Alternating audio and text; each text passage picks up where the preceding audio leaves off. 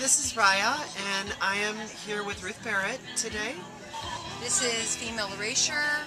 This is an anthology that I was the editor of and also contributed to. What you need to know about gender politics, war on women, the female sex, and human rights. About 48 contributors contributed to this book, and it took 2 years out of my life to make it available. But it's out, and hopefully it is encouraging people to have deeper conversations around issues of gender identity and sex-based oppression and embodiment, which is the body you have as you were born with. So I have to say it was in some points a difficult book for me to read. There were some points that I thought, there were some authors that I thought, well, that's not really fair. There were some authors that I thought, okay, that's a good point, but I'd like to add to it. And there were some that I thought, this is right on. And I suppose that's what you get in an anthology. Absolutely, and it wasn't necessary. I even put that in the introduction. I didn't necessarily even agree with all the points of what everyone wrote, but the idea of the book is to stimulate conversation and to inspire us being more critical thinkers, you know, about gender, about sex and gender, and at what point, you know, gender gets, you know, attached to this kind of a body or that kind of a body. And other issues that, again, have been suppressed. So the book seems to be serving very well that purpose. And I really hope the conversation is allowed to go further.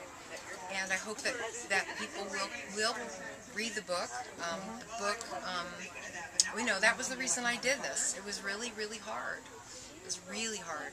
It took everything out of me. I mean, I felt like a wrung out towel after finishing this book. I really did. I bet. I mean, you had 48 authors, you said?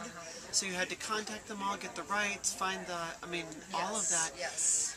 Who are some of the authors that are in it? Who are some of the ones that you're maybe I wanted to have not only women that might be more well known in terms of, you know, women's studies or, you know, gender critical kinds of folks, but I wanted everyday, you know, women who wrote some personal stories too.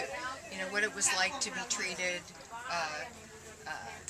you know, how did they grow up as a girl and what were those issues. And I have women who are detransitioners, you know, who became trans men and then they found out, went deeper in why they made that choice. You know, for a lot of women, it's interesting, for a lot of women that I've spoken with who transitioned from, you know, to a male identity, most of it is trauma-based. I don't want to be, why would I want to be a woman? I mean, I get raped, I get this, I get that, and the other. For males, it was different. More of this gynophilia thing. Yeah, so we're coming from different places about it. But male privilege is very seductive. So, and then we have the eradication of male, more masculine lesbians into trans men, and that is lesbian erasure. So I have, like I wanted to start off the first sex in the beginning. We were all created female. These two authors have passed in the last 10, 15 years. Okay. And I wanted to start the first chapter with that because they gave a great, I got the rights from the great cosmic mother to have this as their first chapter, the first chapter. And it's just about basically the origins of civilization, the origins of biology, and it's about the paradigm of female-centeredness, which we don't have in this culture today. And then I wanted to have women who were young women writing in their early 20s, and I think the range in here was 23 to 82 or something like that. And then there's Christian women and there's a Muslim woman, there's a Jewish woman, pagan of course. And it wasn't that they're all writing from that perspective, but and of course I have you know, women of color, and some of them I don't even know who they are. I ask permission, you know, to be able to use the piece and was able to get permission.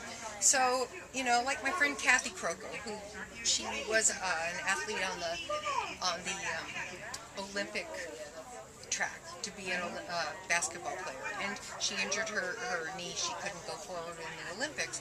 But I asked her to write about what's happening with female athletes and dealing with these males who transition, and they're playing on the teams, and their testosterone levels are still higher than, and it's not fair. I mean, you have all these, it's terrible what's happening within this female sport, within women's sports.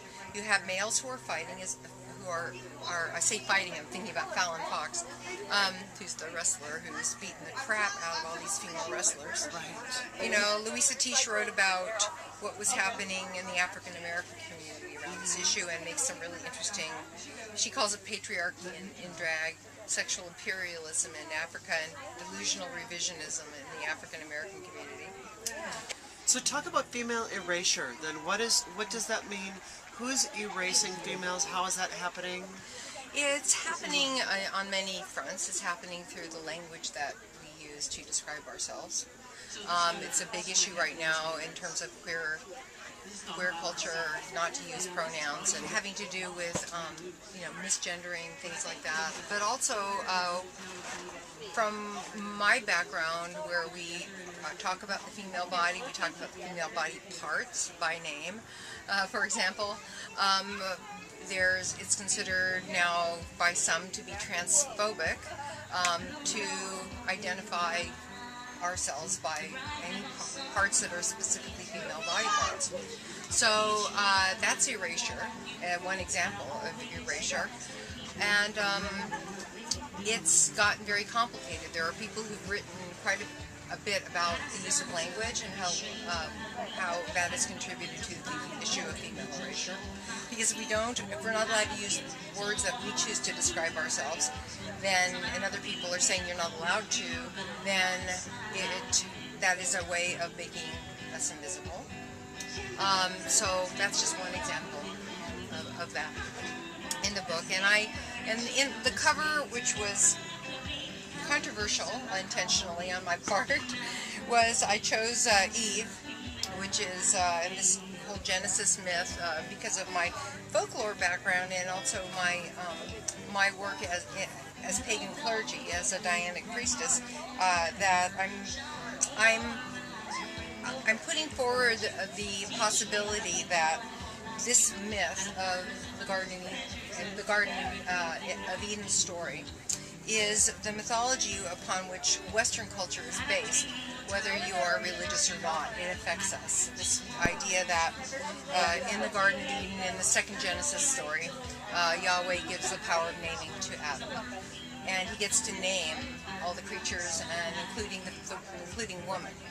So you have not only what can be described as a patriarchal reversal, where we all know she came first, but all of a sudden she's not.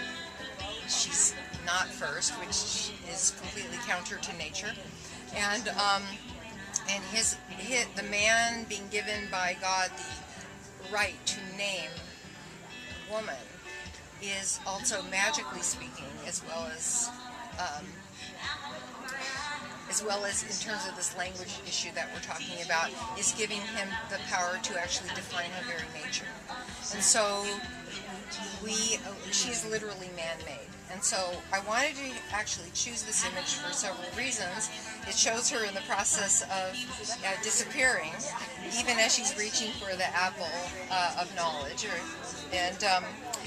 And of course, we all know that the original Eve, the origin of our species, came out of Africa. So she was actually very much a black female.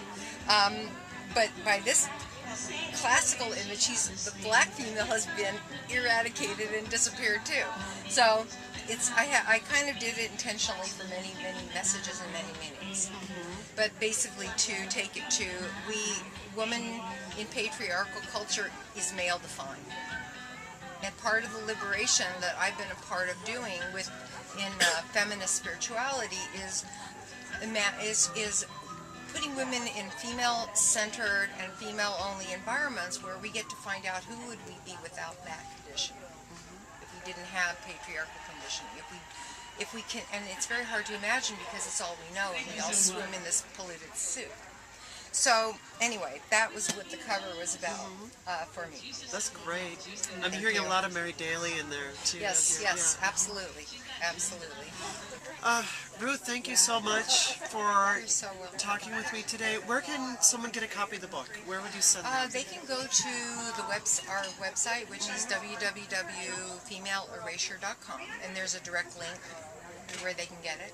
You can get it on Amazon too, of course, but you can go, go onto the website. It's just, there's a lot of resources there, and also there's a Facebook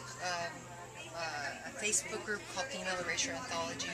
But go to the website, femaleerasure.com, and there's a link, and basically get out there and start having the conversations. Be brave. Be brave.